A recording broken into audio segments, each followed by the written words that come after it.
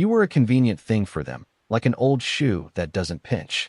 You always nodded along, flashed a grin when you wanted to yawn, and smoothed over every rough edge so carefully, as if you were afraid of cutting yourself on the truth. You were as predictable as morning coffee at a greasy spoon. Everyone got used to you being soft clay, ready to be molded into pots and other junk. And then what? One fine day, you suddenly said no. You exhaled that word firmly, like driving in a nail. And your whole little world, damn it, creaked and cracked. Those who were patting you on the back yesterday and calling you a buddy today give you a wide berth, as if you were a leper. You're bewildered, my poor tin soldier? Well, let me tell you what it's all about. Seneca, that old fox and observer of human vices, knew this mechanism like the back of his hand. He'd seen such crap that you and I couldn't even imagine. He watched how respectable Athenian citizens, instead of admitting their own stupidity, preferred to pour hemlock for Socrates. And not because he stole or killed, but because he was as free as the wind and wandered around the market with his annoying questions. The crowd, my friend, forgives everything. It forgives a fool, it forgives a coward, it even sometimes has pity on a thief. But it never forgives someone else's freedom, because a neighbor's freedom is like a mirror you shove in their face. And what they see there is not their own beautiful faces, but their own chains and muzzles. Now isn't that a reason for fierce, animal malice? And so you stop being convenient.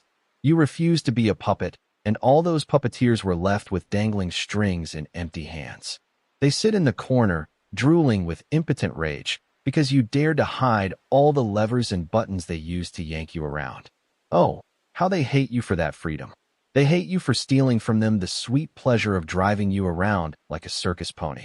Take your modern office, for example, that temple of paperwork and hypocrisy, where everyone weaves a web of team spirit. Your good friend works there, I know. He was one of the guys, while he was slaving away for 3 people, while he was swallowing their stupid tasks and smiling like an idiot.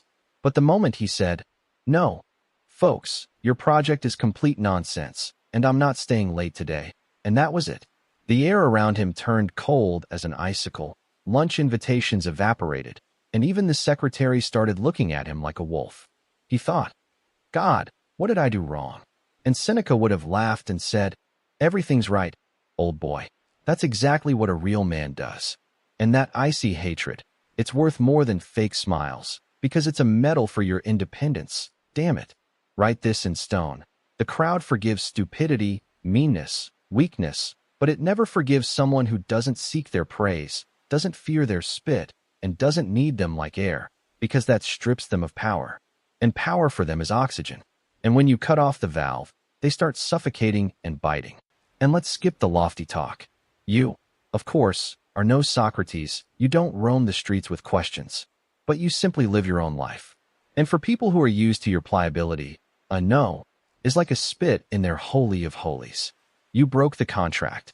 You were supposed to be a doormat, and you became an oak door. They feel deceived and robbed, and their malice is nothing more than their own fear and confusion. It's their admission that you are stronger. After all, the weak aren't hated, they're pitted or used. Only those who are feared are hated.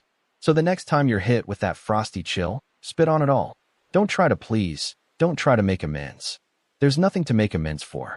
Keep saying no when you need to and live your own way. Freedom, my friend, is like strong tobacco for a sailor. It's bitter at first, but then you can't live without it. And if someone doesn't like it, that's their problem, not yours. Seneca is right, as always. The wise man feeds himself and praises himself. He doesn't need the approval of fools.